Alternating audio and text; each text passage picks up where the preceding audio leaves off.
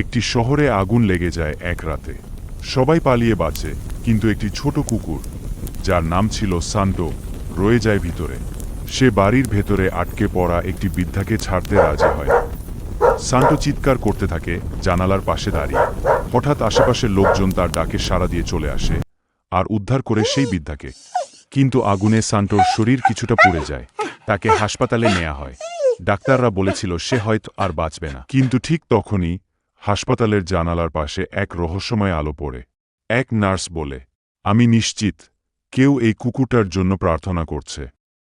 পরদিন সকালে সান্টো চোখ মেলে এবং ধীরে ধীরে উঠে দাঁড়ায়। তার শরীরে তখনও ব্যান্ডেজ, কিন্তু চোখে আসার আলো।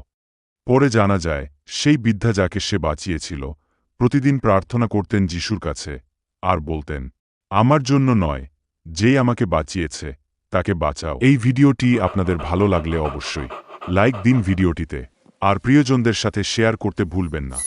আপনাদের ভালোবাসাই আমাদের এগিয়ে যাওয়ার অনুপ্রেরণা।